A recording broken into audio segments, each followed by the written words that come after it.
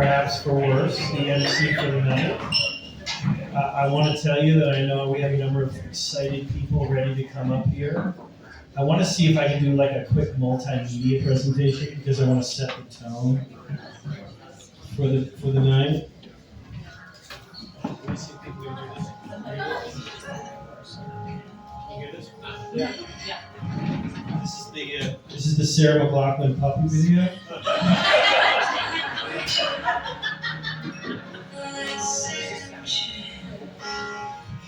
Think about how sad you are now.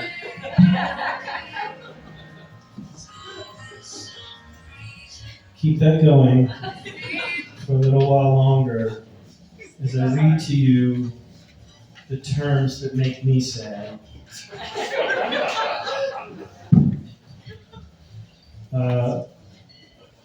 Deliberative process. Makes me very sad. Contrary to the public interest. Right? I want to hear some groans in the eyes. I want to feel like you are watching a puppy begging to get out of that cage, and you are just so sad because you were watching this go on. Active investigation. Contrary to the public interest because it describes law enforcement sensitive information. This was all in one email, by the way. I'm not gonna shame the person that did that. One more like toss out for like, and let's like make sure that we give our special note of thanks for those. This was given to us in like the last week. This is like multiple pages. I try not to ruin too many trees, but there's a lot of pages. Welcome to. Thank you. Welcome. Thanks for catcalling in the back. Catcalling will be appreciated if anybody wants to call out and like heckle. Heckling is super advised right now, especially if somebody is giving something that you've heard before or whatever, or perhaps even me right now. Sunshine Week Transparency Slam. I want to first introduce Jeff Roberts, who, by the way, is going to set the bar really freaking high. So good luck, folks.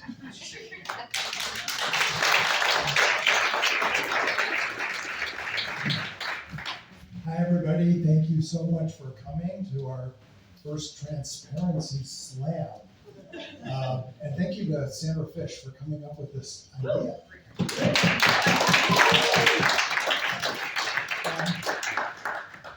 So I'm the executive director of CFOIC, as you guys might know, and one of the things I do for my job is I run a Freedom of Information hotline, and I've done that for almost 12 years now, and responded to 6,600 inquiries, roughly, almost there. And so I hear a lot of stuff. I hear a lot from journalists, I hear a lot from the public, and I heard one this week, which, I want you to try to top this week. So this is from somebody who made a request, and Steve Sandsberg insisted that we blow this up.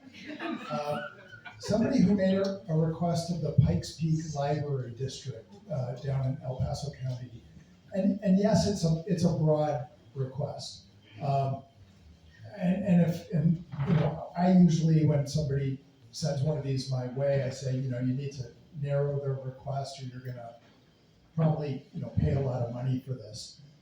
But I'm not sure that she expected to pay this much money. She's not paying. So she asked for emails, text messages, internal memos, all sorts of things related to properties that the library district leases. I talked to her today again, and she admitted that she forgot to put a date parameter in there. So that would have helped. But this is what she got back. Research and review hours, 613,440. at $41.37 an hour, right? So that equals $25,375,012.80. Except she got a free hour. Because the law requires that you get a free hour, so subtract $41.37 from that. And it's, it's a little bit more affordable. It's only $25,377,971.43. And so, the records custodian did say that to reduce the amount of the fee, you are welcome to submit a new CORA request that is more limited. So I'm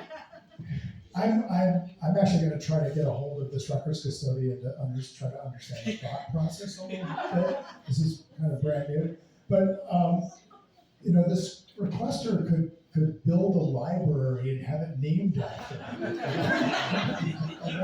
Amount of money. So anyway, try to top that.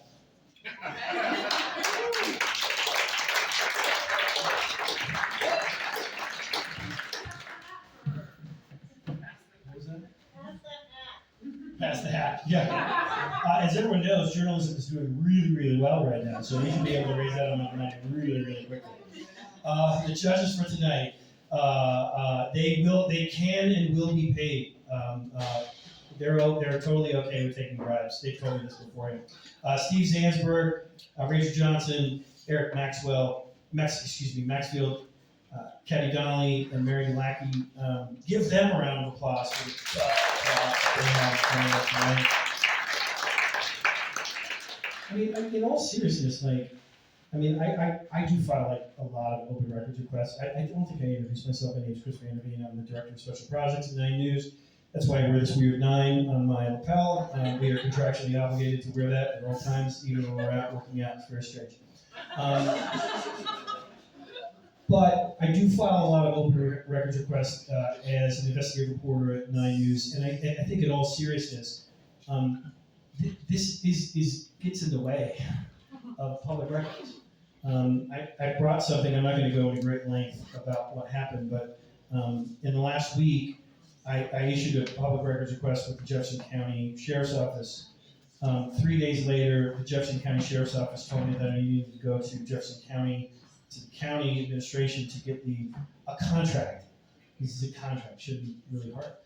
The county then told me, took 2 days to tell me that I needed to go back to the Sheriff's Department. I went back to the Sheriff's Department and said, hey, can I get this contract? This is starting to feel really weird. And then they sent me back to the county. And then finally, I did what I don't like to do, is sort of issue that email, seriously guys, what's going on? This feels like a runaround. And then you get the email, but every reporter in Colorado deals with story after story after story of that sort of it's time wasting. And the one thing that we don't have as reporters in infinite amounts is time. And so this does get in the way. So in depressing every room even more than a puppy video, I'll leave it at that. And I will introduce our first. Well, our prizes. Oh, the prizes. I knew I was going to screw it. So the prizes are. Show it up, Joe. You guys know what today is? Friday. It's Pi Day. So that's the prize, and there's a bigger one down there, but the winner for the best or worst, or however the judges look at the best, or however that's an apple crisp pie from Legacy Pie. It's Pie Day, and then second, third, and fourth gets this size pie. So. They have to share. That's the bride. They can drive us They with the can get the pie, and that's fine. There's I guess I'm gonna totally screw it up. There's this comedian bit that talks to the audience about what's better, cake or pie. By a round of applause, who likes cake more than pie? Who likes pie more than cake? You're wrong. Cake's better. Too bad there's not International Cake Day. So let's go to the participants and give them a wild and vociferous round of applause. Let's start with Kristen Harper.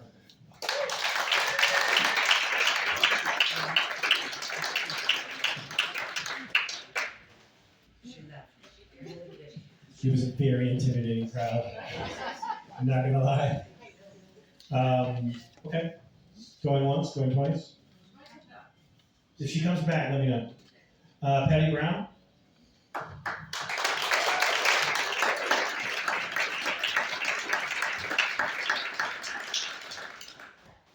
we want me up there? Yeah, you can go wherever you want. I mean, this microphone is super mobile.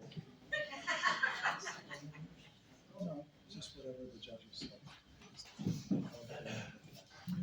Hello, I'm the new kid on the block. I'm Patty Brown. I'm the editor of the Estes Valley Voice. I was the editor of the Estes Park Trail Gazette, and I stepped away and thought, I think we can do better. I need to have my head examined. We are hyper-local, independent, online. We have an amazing team of journalists. I want to introduce one of them sitting over here, one of our senior writers. Ken Lacey is an amazing writer, and he's also an attorney. We've also got an intern in the room. Lincoln, where are you? How many of you know Lincoln? Lincoln is a networker. Lincoln came up to me last summer and said, can I be your intern? So we have been around now for 8 months. And in the first 6 months, I sued the fire department and I won. And I didn't win, Steve Ziemsberg won. So what we did was the fire department made a decision in an executive session to hire the new chief. And they didn't gavel out and come into an open meeting and go through that process. And I'm sitting there covering the meeting and I'm like, oops, I think there's an error. So then we, of course, asked them to release the recording of the executive session and they said, make me. And so we did, and we won. And then, I have a son who's an attorney in LA, and he goes, Mom, you better not get sick, and you better hope your house doesn't burn down, because we're about ready to sue the hospital. Our hospital is engaged in a negotiation with UC Health, kind of a David and Goliath thing, us being David, the hospitals being Goliath. And they have entered into... Goliath died, by the way. I'm sorry, what? Goliath died, by the way. I'm hopeful. So we've asked 3 times now for them to release a letter of intent that was signed behind closed doors. Oh, by the way, the hospital has had 200 executive session meetings in the last 2 years. So we're really concerned. We want transparency. We want the people of Estes Park who pay a mill levy to support the hospital to know what the heck is going on. So I don't know, we're 8 months into this gig. We've published 470 stories, original online boots on the ground reporting up in Estes Park. I'm exhausted. I've been very, and we also had a session where we brought Jeff up to Estes after we won our case against the fire district, because we really wanted boards in Estes Park to know open records and open meetings. It's so important. I tell everybody I feel like the little engine that thought it could, you know. So that's what we're about. We're working hard. Thank you for your support. And I've also got some brochures if you want to know more about us.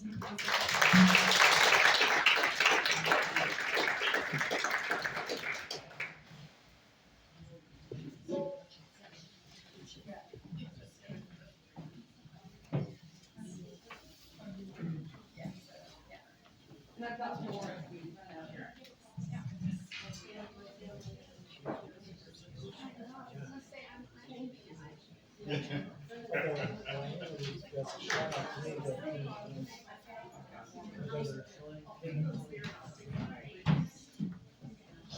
You are next. Juke. Oh, goody.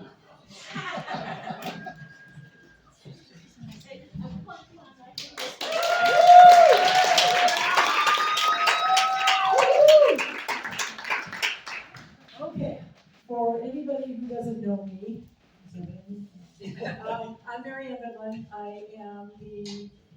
chief legislative reporter for Colorado Politics, the Colorado Springs Gazette and the Denver Gazette.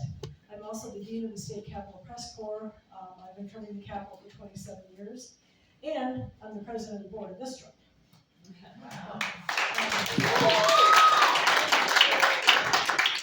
I clearly have a problem saying no. Okay, my story is my absolute favorite story about breaking down the walls of transparency at our legislature, which claims to be the most transparent organization. Okay, this story takes place in 2019. This is right after Jared Polis had been elected governor, and it was also when the Democrats took control of our state Senate for the first time in 4 years. That year, that session, there was a lot of angst going on around who the governor was putting on boards and commissions. This seems like a small deal, but for folks in particularly rural Colorado, this is a big deal. And the Senate, which does the confirmations, spent most of that 2019 session fighting about these boards and commission appointments. The governor was stripping boards and commissions of rural representation when he could, Republicans when he could, and after a while, that gets old. At least it did for the lawmakers. So it came to a head with one particular board. This is the Board of Trustees for the Colorado State Fair. Now, the way these trustees are appointed is that they're appointed to represent agricultural districts. And the particular agricultural district that got everybody all worked up was the one representing the Eastern Plains. The governor appointed someone from Boulder to represent the Eastern Plains. And technically he could, because the way that agricultural district was drawn, Boulder was on the far west side of the district. But the rest of the agricultural district included the 5 counties in Colorado that are the biggest ag producers in the state. They weren't happy, as you can imagine. And the complaint was that because their kids are the ones who go to state fair and exhibit cows and sheep and pigs and do horse competitions and all that, they could not have somebody who wasn't from the Eastern Plains representing them at the state fair. So there were a couple of nominees, including this person from Boulder, and the Senate Majority Leader that year, you're gonna love this, was Steve Fenberg. Our favorite anti-transparency senator, or at least my favorite anti-transparency senator. So they go through the entire session, they get to the very last day of the session, and he refuses to bring these nominees up for a vote. And the Republicans, and the majority that year was only an 18-17 Democratic majority, so they couldn't afford to lose any votes on this. The Republicans were able to find 5 Democrats, including Kerry Donovan, who's a former board member here, Senator Rhonda Fields, whose eastern district, part of the district is very, as it turns out, very rural, and a couple of other folks. So they start having this fight on the floor of the Senate. And then they declare a senatorial thaw. My favorite expression for, let's go conduct the public's business out of the public eye. Because that's exactly what it is. So they went off to the side of the room there, and they're sitting there having this little argument, and a couple of us went over and we're listening to all this and seeing trying to figure out what's going on. Are they going to vote or not? And then they said, let's continue this conversation elsewhere, and they left. 10 of them left the floor to go someplace else and have this conversation outside of the public eye and away from the journalists who were trying to cover this. Mostly it was just me, but I usually can con a few other journalists that come over and it's like, let's go storm the gates. That's sort of my expression. So they went off, and I'm like, we really need to know what's going on here. The public has a right to know what the heck is going on. So we went hunting around. I found them first. They were in the Senate President's office. And so I went up, I knocked on the door, and walked in. And they were all sitting there having this very intense conversation about this whole issue around the boards and commissions appointments. And a lot of times when you do that, they'll stop. And they'll say, well, where did you want to go for lunch? Boy, don't they have the best pizza. Yeah. That's what happens when you walk into these rooms sometimes. But they were so deep into this argument, they kept going. So This goes on for about 10 minutes or so, and finally, the minority leader of the Senate, Senator Chris Holbert, says, you know, we got to call the governor. We got to talk to the governor. He turns to me and says, would you mind stepping out of the room while we call the governor? I love this. And I said, yes, I would. Tell him that I'm in the room. And I refused to leave. So they got the governor on the phone. They informed me there was a reporter in there. They had their little conversation with him about what he was going to do to fix this problem. And then they wrapped the conversation up, went back on the floor, and refused to vote. And those nominees, because of the way the rules and the laws of Colorado work, all wound up getting kicked off the state fair board because they could not be confirmed on the last day of the legislative session. But this turned into my absolute favorite story about breaking through the walls of legislative secrecy.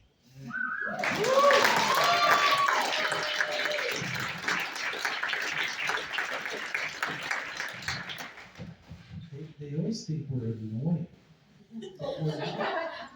See when we're thinking. You meant? Just as an FYI, Colorado Inside Out tonight at 8 o'clock. I was lucky enough to be on the show this week and went into some detail about the 2 anti-transparency bills that are going through the legislature right now. Good.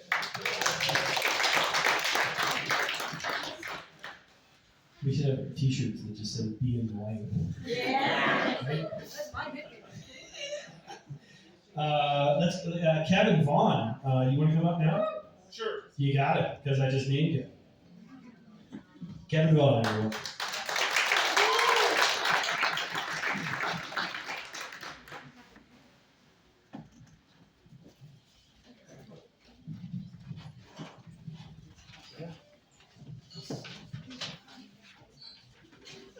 Until this week, this was the largest public records fee ever requested in Colorado. But I'm going to tell the story anyway. Sorry, Kevin.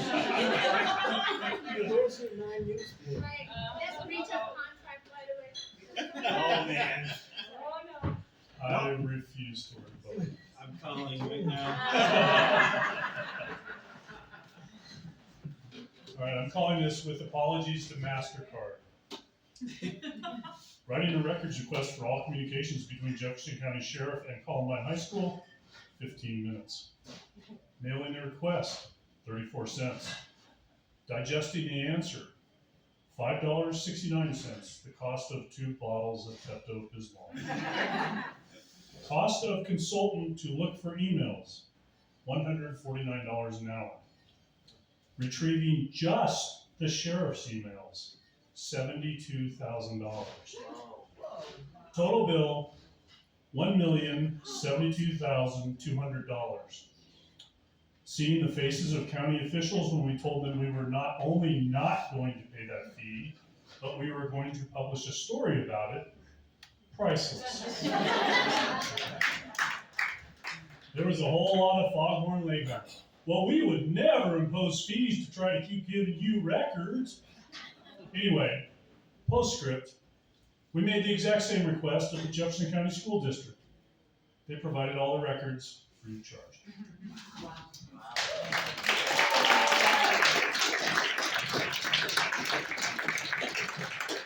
That was back in 2001, by the way. See, inflation. Inflation is going up. I think we have a winner. Ray and Michelle?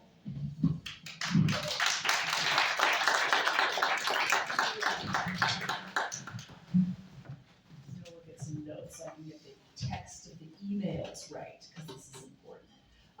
My name's Ray and Michelle. I'm the Colorado correspondent for KFF Health News. I cover healthcare. And I have been a journalist for about a dozen years, like not as long as a lot of people in this room, but you still file like a decent number of records requests.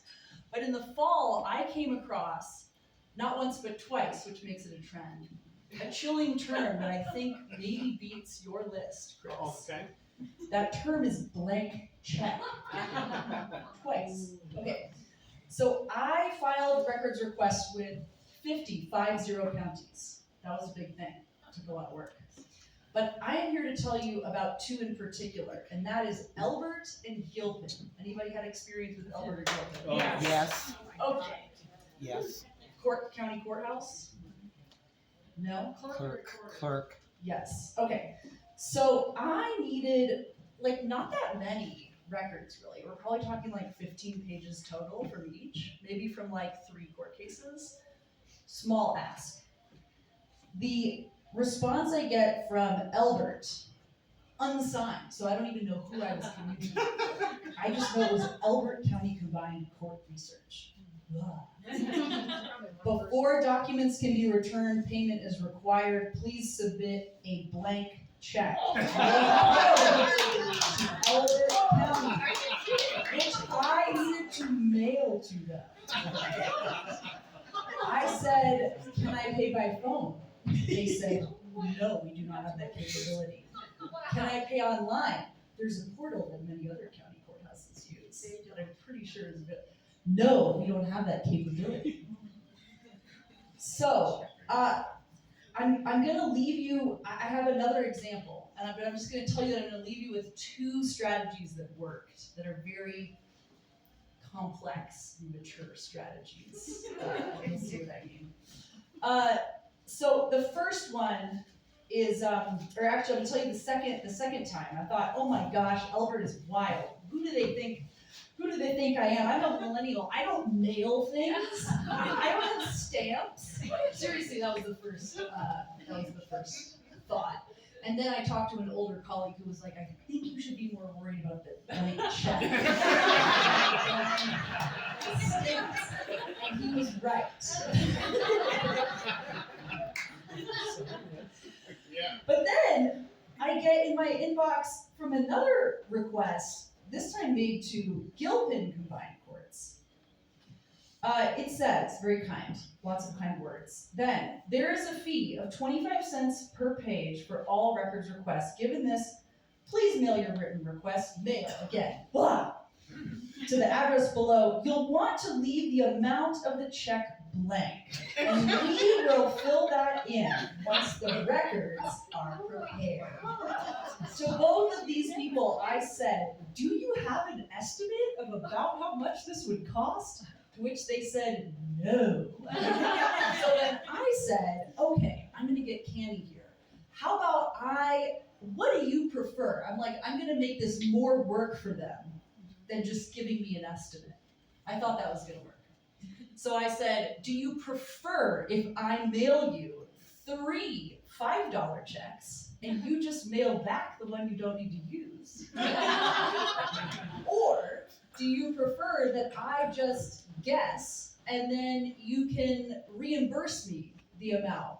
Okay, both of those create more work for them. So Albert came real fast. They were like, okay, it's gonna be $6.75. So I just mailed it. Done. Gilpin, tough nut to crack that. Terry and Gilpin is tricky. Okay, Terry, I don't have the email, I wish I did, but it was something like, you're welcome to drive up and get the records. Yes. So I Googled how long it would take me to get to Blackhawk, decided I had some deadlines that wasn't gonna make sense, but I did for a minute think, I'll just go and see Terry and realize legit.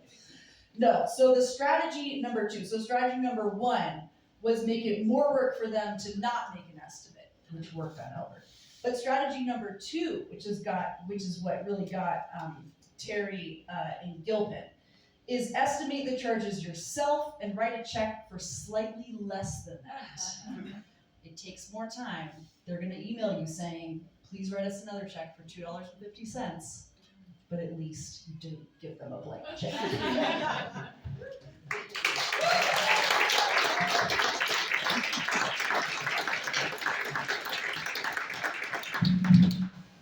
That's crazy.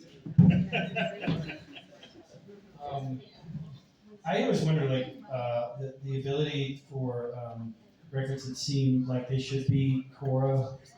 I know Steve, you know this. I know Jeff, I've bugged you with this before. They should be CORA, but they magically become CCGRA.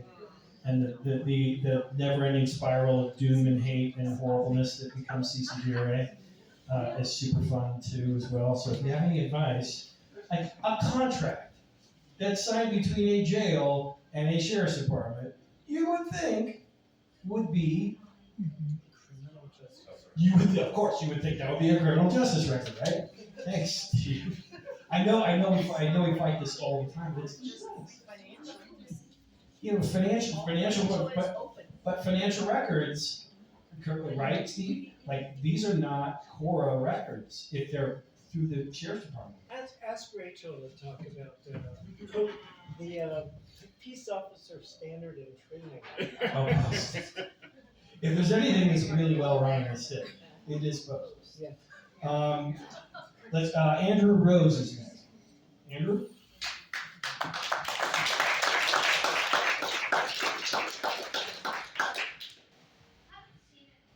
Okay. Julie Marshall. You know, if you sign up, Yeah. you're not gonna get the pie. Come on, guys. Cass Ballard.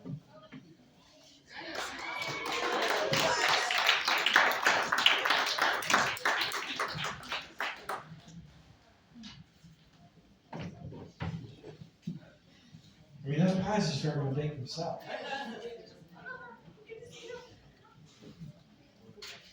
Alright. I think I'm technically speaking for Dave Perry. So I should talk about the Sentinel, but I actually have a better story from the Post Independent when I worked up there. So I'm gonna go with that one. When I was working at the Post Independent, I was a brand new reporter, didn't really fully know what I was doing. Actually, Rachel, you helped me with this. And the city council decided that they did not like their city manager very much at all, so they decided they were going to fire her during an executive session.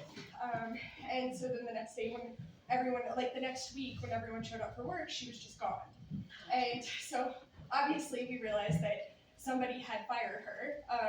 So we tried to pull the recording from the executive session, and they wouldn't let us. But then each city council person, including the mayor and the previous mayor, called me up and told me exactly what happened in that meeting, which they basically said, well, we didn't fire her, but we were advised how to let her go.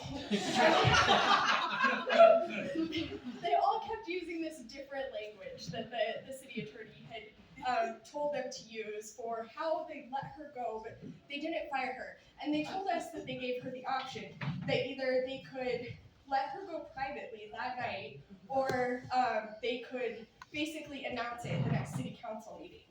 And those were her ultimatums. So it wasn't a firing because she had those ultimatums, but they weren't obviously ultimatums, as you can tell. And the poor woman we ended up actually pulling the story up, getting the recording, and finding out that they basically didn't want anyone to know that they thought she was pompous and arrogant, and that she was fired for that saying, so she couldn't get hired again. But we still had to publish the fact that she was pompous and arrogant, so I ended up having to, she asked me if I would actually be a reference on one of her next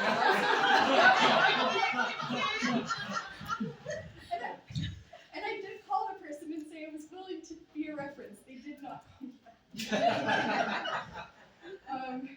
And I think that, beyond that, I think that's about the whole story. I think it was just insane, really.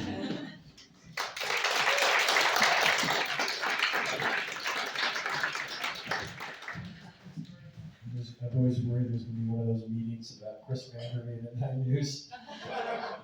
Don't tell him. Sandra Fish.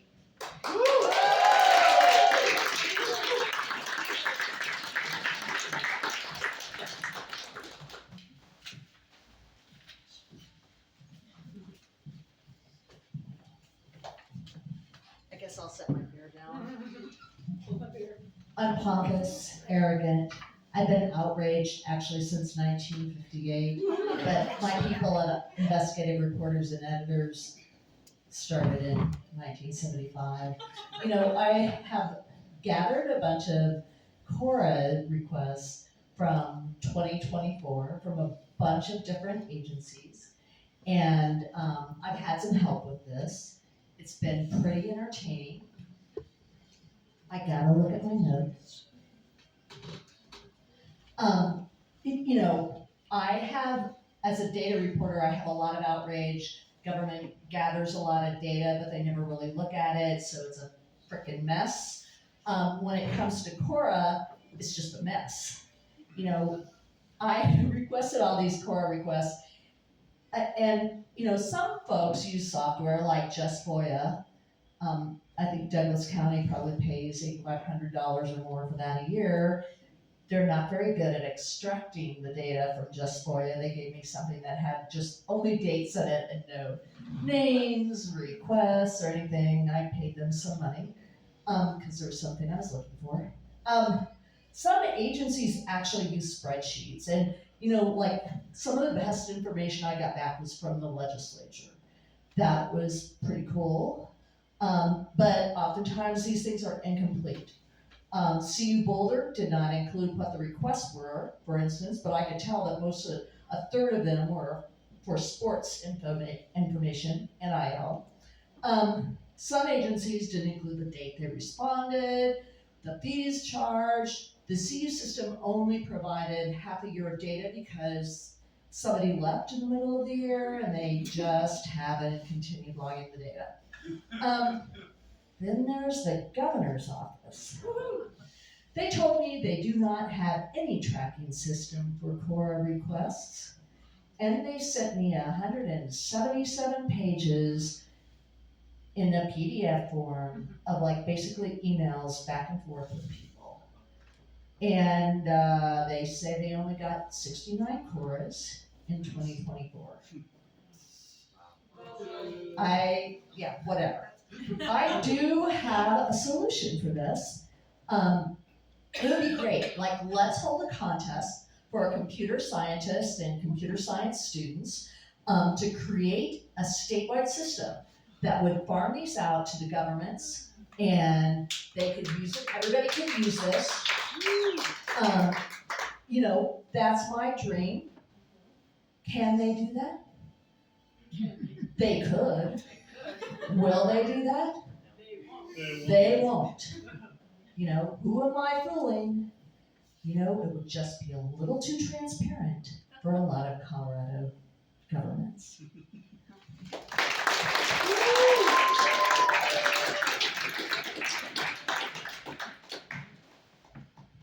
As we all know, transparency is bad. Very, very bad. Why do we need transparency in an open society and government? Why in the world would we need that? Lincoln Roach.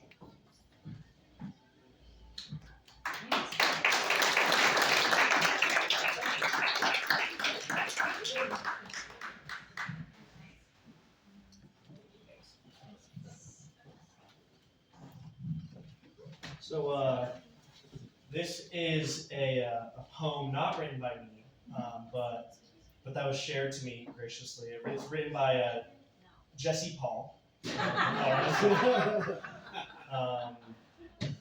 All right. Show me your records, I asked the Colorado DOC, hoping to learn about the things I couldn't see. The prison inspector general was investigating crimes. Drugs, murder, malfeasance seemed to happen all the time.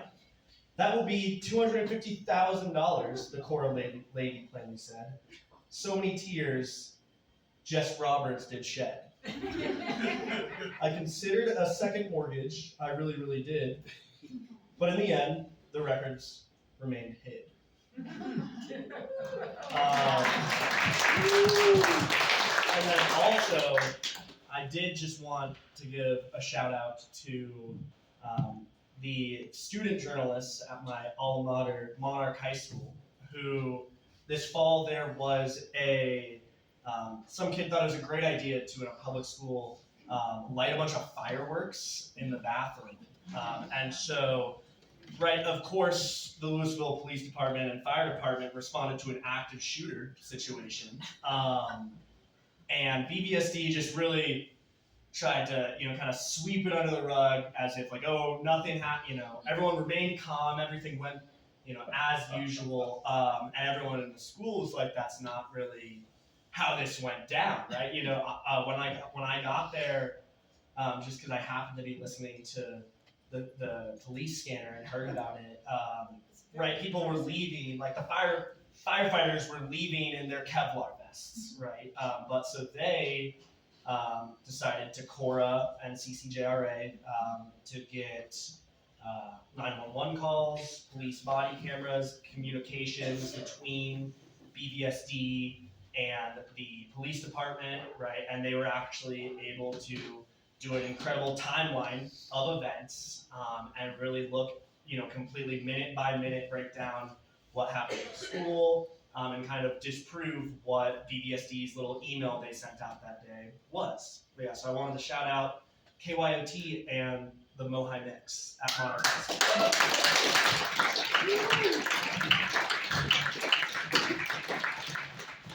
We went through some names that some folks that may not have been here, but maybe now being here. Does anybody want, or this is open mic night? You can come on up and give me your story. I think Steve's gonna do it. Oh. Thanks, Chris. I'm Chris Beal. You may know me from the Secretary of State's office, so I'm on the other side. I once was a lawyer with Steve. As a result of the law, I'm not allowed to practice law right now. But I want to tell you a story about a CORA request that our office received. And I think, Sandra, you actually know about it because we do have a spreadsheet. And we did give Sandra a spreadsheet of the CORA requests that the Secretary of State's office receives. This was a CORA request from a fine gentleman down in Teller County by the name of Sean Smith.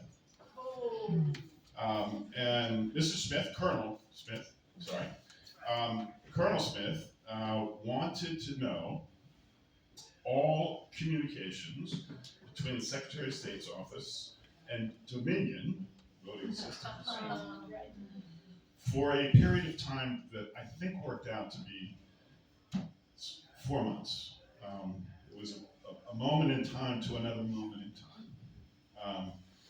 You might suspect that the Secretary of State's office has a fair number of communications with the company that runs all of the voting equipment in Colorado in 60 of their 64 counties. In fact, there's a lot. And so we provided Mr. Smith with a cost estimate of and we actually run a search for, we have an e-discovery tool, actually, that we put parameters in to identify the scope of the request. And it spits out a number of documents that are potentially responsive based on the keywords. And we then calculate based on a formula that our friends at the Attorney General's office, who are allowed to practice law, but don't do math, provided to us for calculating how long it will take to review those documents for responsiveness and the presence of privilege, both of which under the statute would be a basis for not producing the records. We provided a cost estimate to Colonel Smith for this 4 months of records. And Colonel Smith was outraged, but I can't remember, sorry, how much the price was. But it was in thousands of dollars. I don't think we've ever given a $1 million cost estimate, or even a 25. 25 million? No, I don't think so. And in fact, in our office, if news media make a request, we encourage news media to not formalize the request as a CORA request so that it will not go onto our spreadsheet, and we then can talk to you about providing the information. In any event, Colonel Smith did not want to talk to us. He wanted to scream and holler.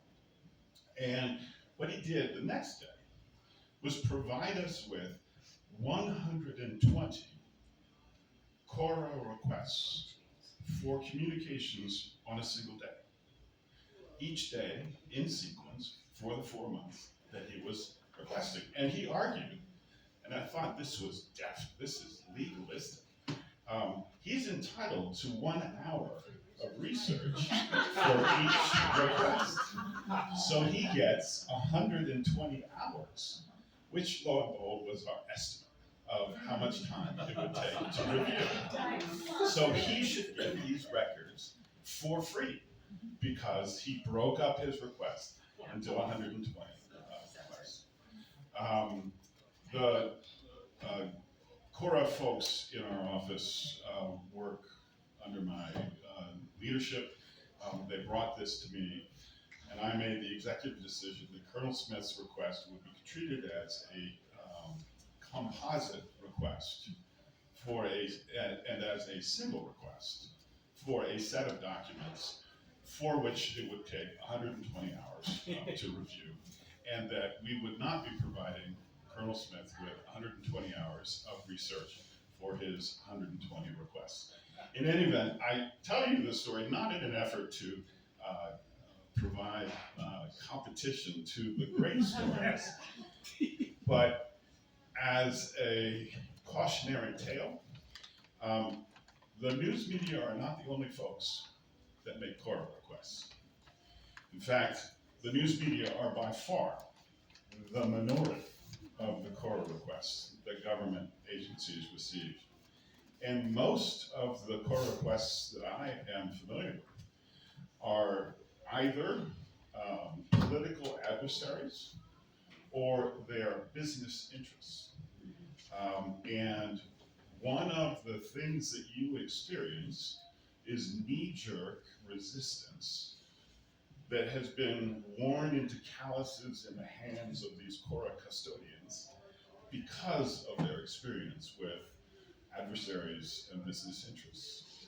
And so I would encourage you to try to get around the formal process and try to develop relationships so that you can ask for, as opposed to writing, a CORA request. It is not always possible. If you're going to do a broad request of all clerk and recorder offices, right? But having relationships that give you an opportunity to have a conversation with whomever it is that you're trying to get the information from is usually more cost-effective and efficient than firing off 50 CORA requests. Sometimes that's necessary. Sandra was doing a research project that was asking across all, I don't know actually what your scope was, but we heard about the scope of your request from other CORA custodians in state government because they talk to each other. In any event, my suggestion is try to find a path of less resistance than the path that has been built up by the tenor of our culture today and the extent to which people are abusive to each other. I think government servants public servants are interested in transparency. They would like to be transparent, but they have sometimes instincts and reactions that are based on other experiences than what you have had. So that's my preaching from the podium.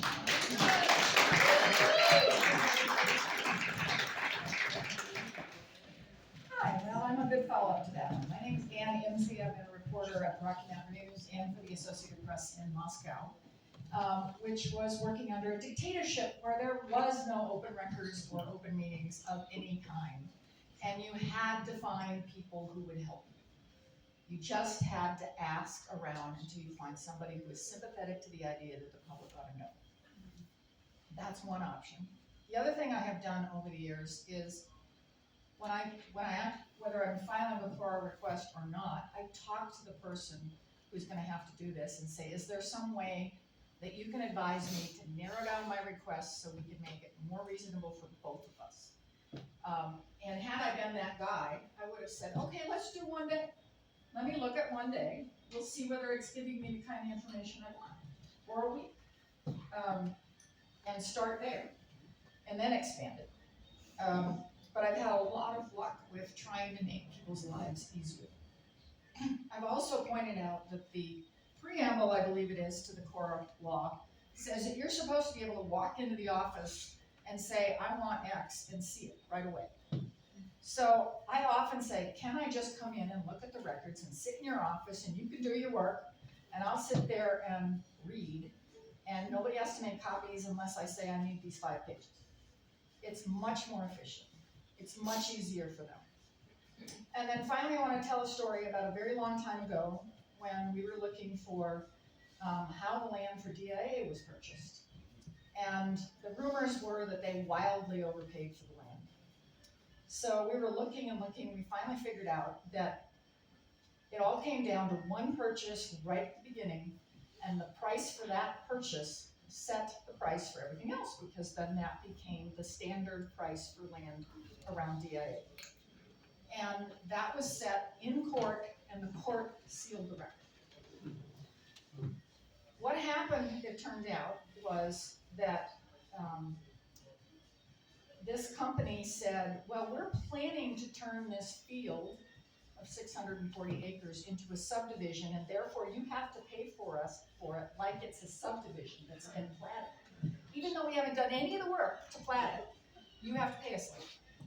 And unfortunately, the court said, okay, and that's why they wound up overpaying for the rest of this land. But the way we found it was by saying, look, we know the date of the court decision. And we went to DIA and said, we want to look at the checkbook for the month of May. And we just read that whole damn checkbook. And the only thing for $15 million was from the court, because they had to pay via the court. So there are end runs. Use them.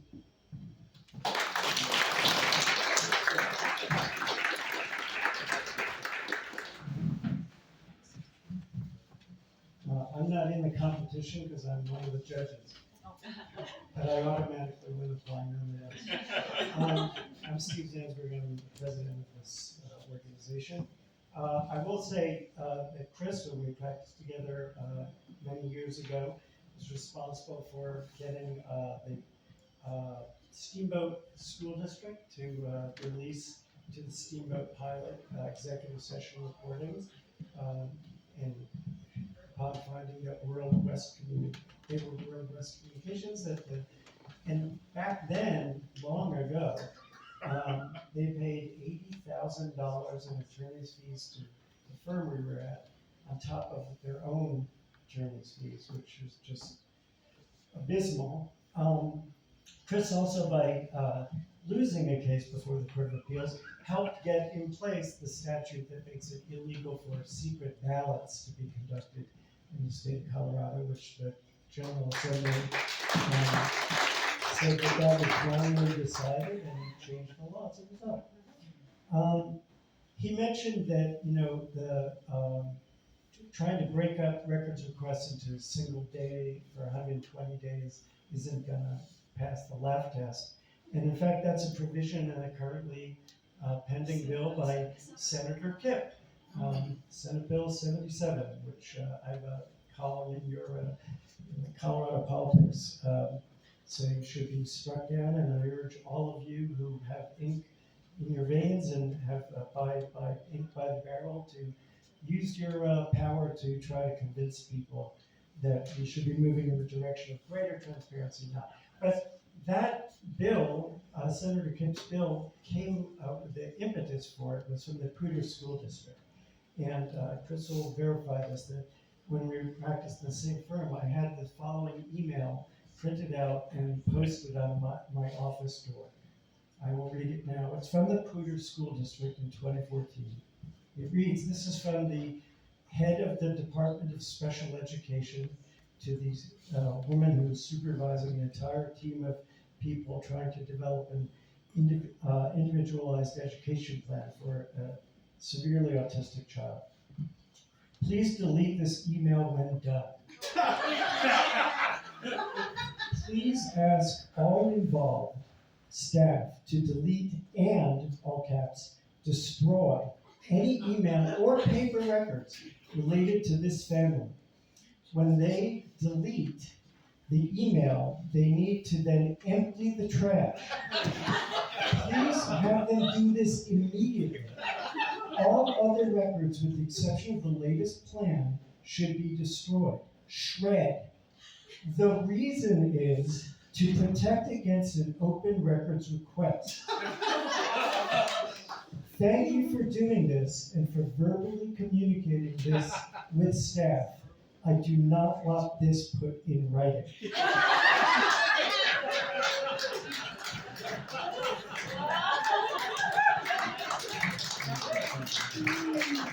It's pretty good. I think we have a couple more people that want to come up. I'll just open up the floor.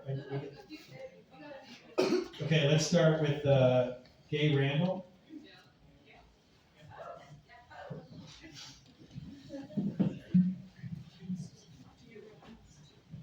By the way, Monday, I've already put in my notes, I'm gonna file 120 individual open records requests with Chris, just see how it goes down. Okay, to give you another perspective. I know Randall, a long time ago I was a journalist here and then I moved away to other things, but now I live an hour from here. And our town, an hour from here, is a news desert. A town where cherry pie contests run A1 top of the fold. There's still a fold there. But a school district audit of lost and squandered money doesn't make the cut. Unless somebody blabs on Reddit. We've got no watchdogs, no 9 News on our side. It's the news folks who are supposed to hold power to account and fight in court when officials violate open meetings and records laws. But without a strong media lifeline, I've scratched this all up, so I've got notes everywhere. There are no sunshine laws. In the news desert, there is no cavalry coming to save you. Unfortunately, this is the case all across Colorado. Small towns are living like democracy guinea pigs. If the sunshine laws are violated, who will even know? And even when the public knows, who will help? Media is sparse. And now the ledge is gunning to stop even the democracy guinea pigs from getting information to defend themselves against government secrecy and abuses. Local officials know they can get away with just about anything. And in our town, an hour from here, they do. Often greed is the driver, and bad things happen. Wealthy friends of city officials boost their private bottom line with public money siphoned off in decades-long deals. Local residents, people of modest means, are treated like an ATM. No say, no recourse, just shut up and pony up. Tax revenues meant for services and safety simply vanish in the privacy and comfort of executive sessions and working quorums and confidential email exchanges kept from public view. Schools are starved of funds and children pay the price. Taxpayers statewide lose out because they have to, all of you, have to pay the backfill for the school funds that were siphoned off to go to the private companies in backroom deals. If the public pushes back, their own money is used to beat them down. City officials defeat them with sneaky daisy chain letters, cobbled without the public's knowledge. Letters that misrepresent the facts, so the governor will veto a good bill that would have afforded greater protections for the public. Meanwhile, the private developer who's benefiting from all this pauses its buying spree of luxury hotels and a heat casino once owned by mob boss Sam Giancana to drive their big black SUVs up from Denver to our town, the news desert, with their Brownstein lawyers in tow. Our town is a news desert. So they just waltz in and show their teeth and raid the public purse. for 50 years. Ralph Waldo Emerson was right. Money often costs too much.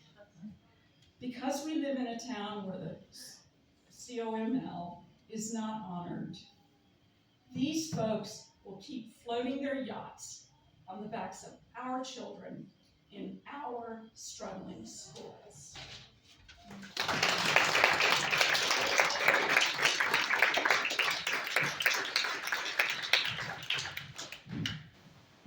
Susanna Spear.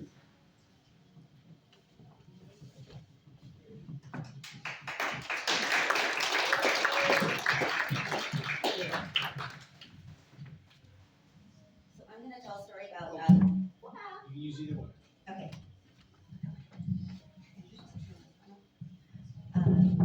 So this is a story about how I learned about CORA requests, how I learned to use a CORA request, and how it is actually what made me a journalist.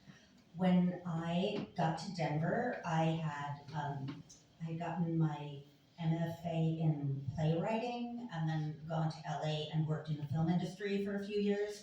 So it seemed like, okay, well, here I am in Denver, what am I gonna do? Well, playwriting background, I know what I'll do, I'll just start writing articles. So I was like writing for Westward Arts and Culture stuff, and I was also doing national stuff about science because I'm a science nerd, so I was doing stuff in Scientific American and Space.com, and I really wanted something sort of solid, something that was here, something that was regular, and then I saw this Craigslist ad for a blogger for a private investigator, and I was like, yeah, I can respond to that.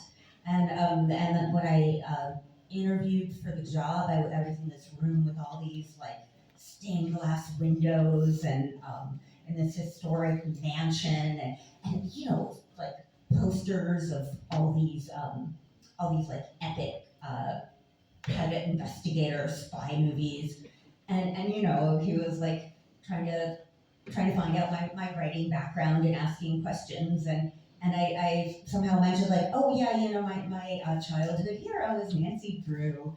You know, like, oh, that's nice, okay.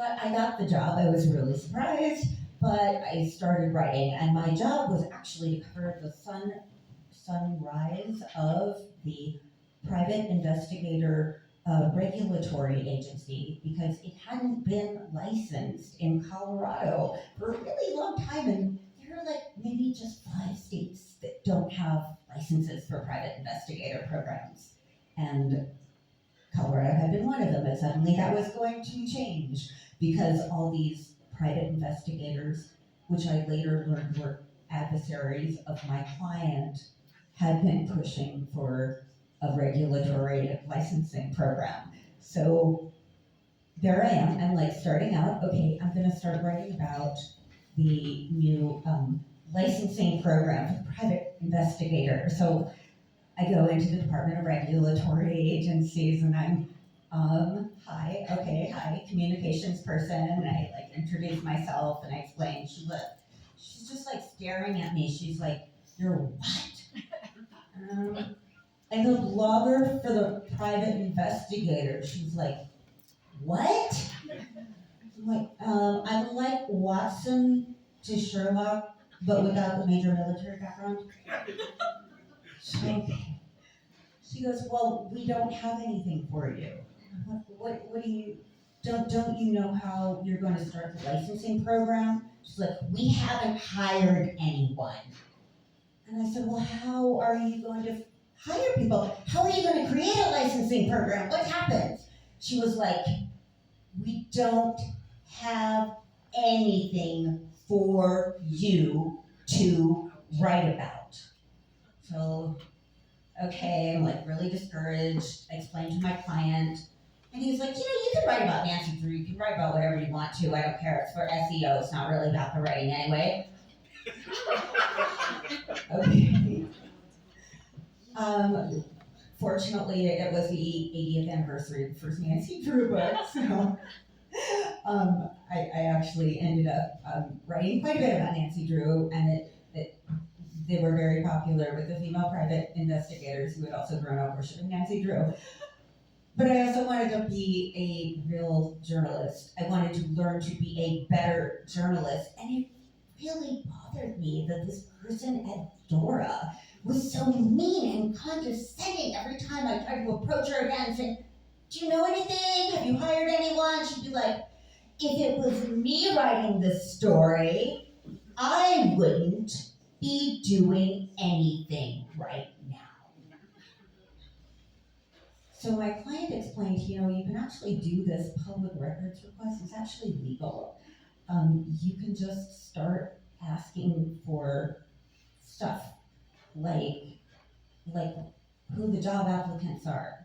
You could just go to Human Resources and find out who's applying for the job to head the, new licensing program at the Department of Regulatory Agencies. And I did. And they had just hired somebody, and he had an amazing background. He also had a lot of traffic violations. But I was able to make an interesting story out of it, and it was a cool story. And it was my first thing that I managed to do as a journalist, because I was able to get through the mean person and communications program and actually write the story. And when they had the first town hall meeting for the private investigator licensors, I introduced myself to the director of the Department of Regulatory Agencies private investigator program. He also happened to be heading the electrician program. And, hi, I'm Suzanne Spear, I'm the Denver private investigator blogger. Like, oh, how does one become a Denver or a private investigator blogger? And I'm like, Craigslist. He was like, well, thank you so much for writing that nice article about me. I really appreciated it. I was like, oh, I'm so glad. I'm curious, what are all the letters that private investigators have been sending in advance of this town hall meeting? I'd be really interested in their complaints. He goes, oh, you can have this. And he hands me the whole pile. Every single complaint that a private investigator had sent about the program, telling them what to do and what not to do. I was like, oh, thank you. And I went home and I, made a nice PDF, and I was able to post all of the things that all the private investigators in Denver had to say about their fears and apprehensions about the program. So, thank you.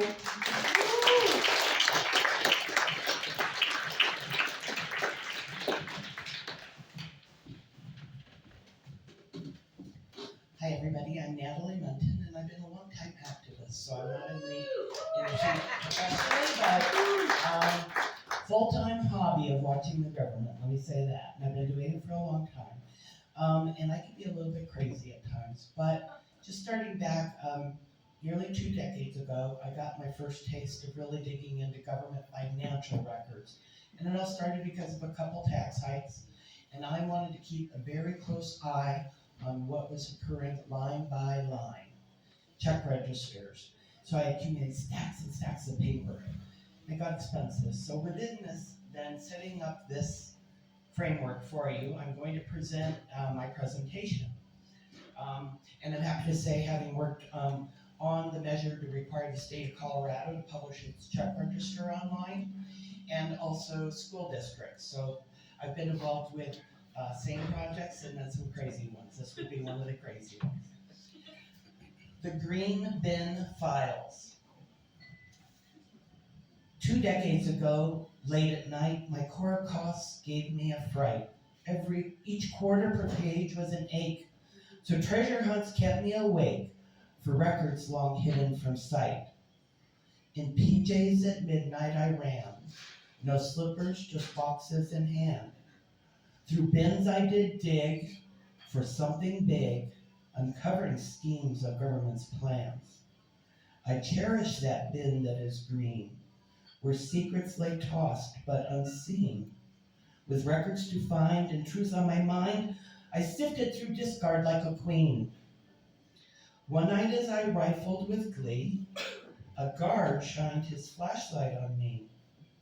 What are you doing? Oh boy, trouble's brewing. I grinned. Just recycling, you see. He squinted and gave me a stare, then shrugged. He just didn't care.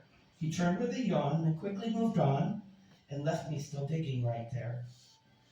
I don't miss the days full of paper where CORA costs were a breaker, but wouldn't it be just lovely to see if government's work was stacked up for free? Yay.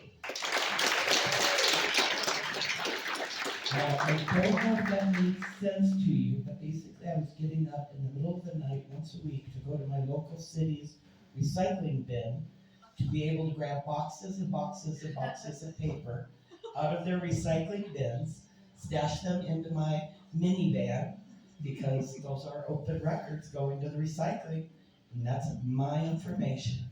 And one night a guard caught me, but it turned out all fine.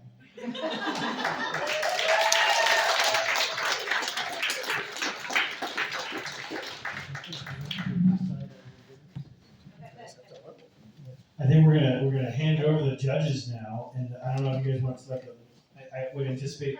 Definitely like second session in the. Yeah. Executive session. Only if Mary Ann and Fish can go with you. Oh, one more? Can I tell a quick story? Is that okay? Sure. Yeah. 3 minutes, please, that's fine. Yeah.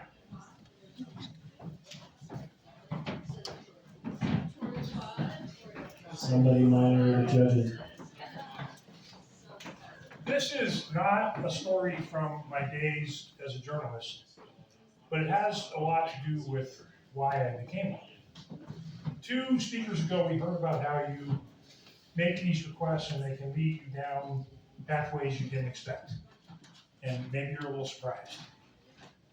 In 1997, seems like a long time ago, back in my days of doing the work of, Steve and Mr. Beal over here, I had a client who was a rancher.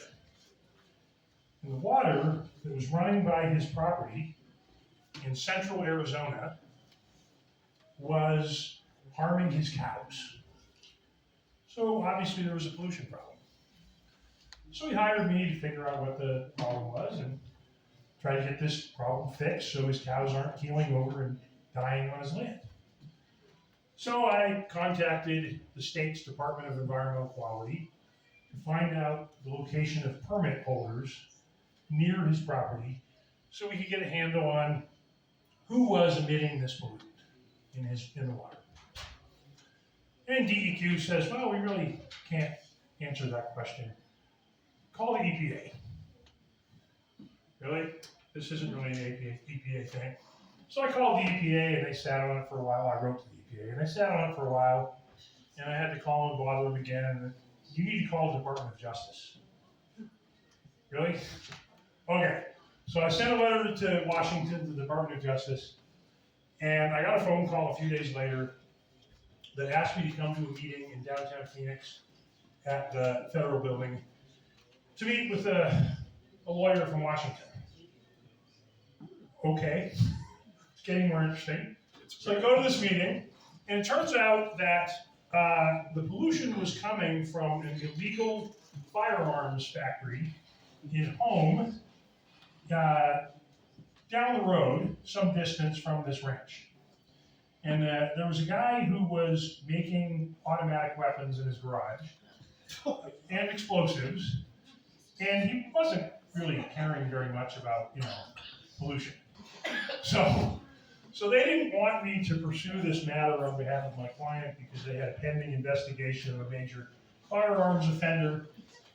And then, the town was very upset, so the rancher decided he was going to go out and tell all the nearby people that I was doing a great job and they should all hire me too. So he organized a town meeting and asked me to come to the town meeting and talk about the situation. So I came to the town meeting and they had the TV cameras there at the town meeting and I started hearing all these people complain about truly telling me black helicopters. And I'm like, come on, people. I mean, there's no black helicopters. I asked the Department of Justice about it. There were black helicopters. So, the long story short is this case turned into something much different than what I expected it to be.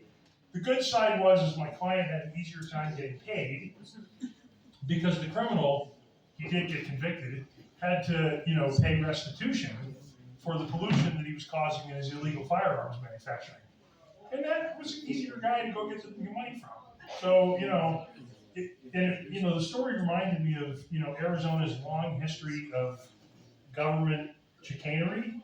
You might have heard of Don Bowles, who was an investigative reporter in Phoenix.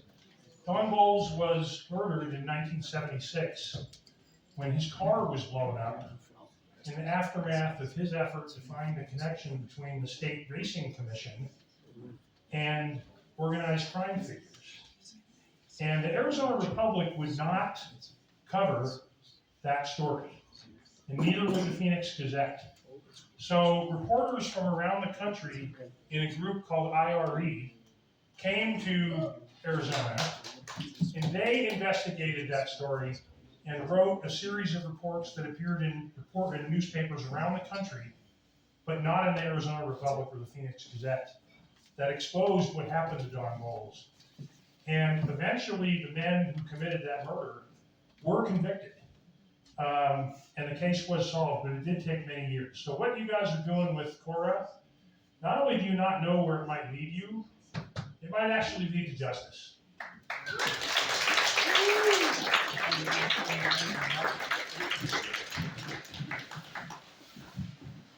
After feverish judging in the back with lots of secret talk and CORA, we need the records.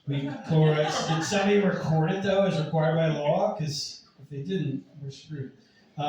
Runners up. Drum roll, please. Gail Randall. No, take your pie. Come on and get your pie, Gail. Patty Brown. Natalie Denton.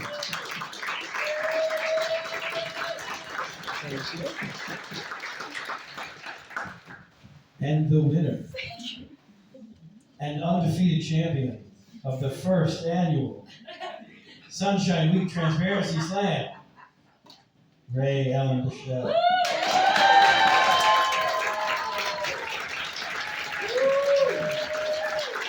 Blank check's gonna get it every time.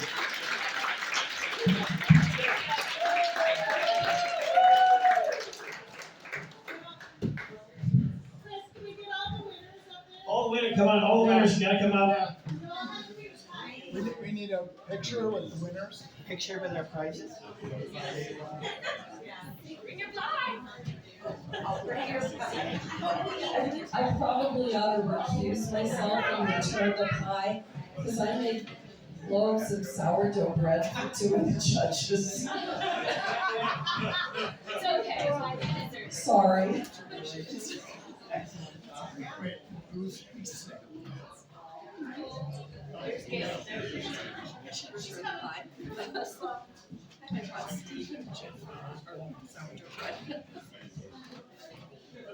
me from London. Remember? Hey, everybody.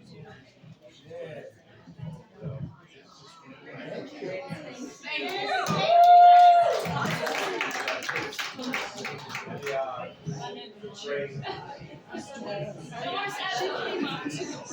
We're sending you off on a sad note, everyone.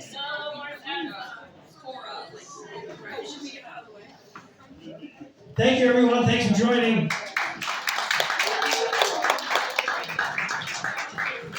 Get those scores in.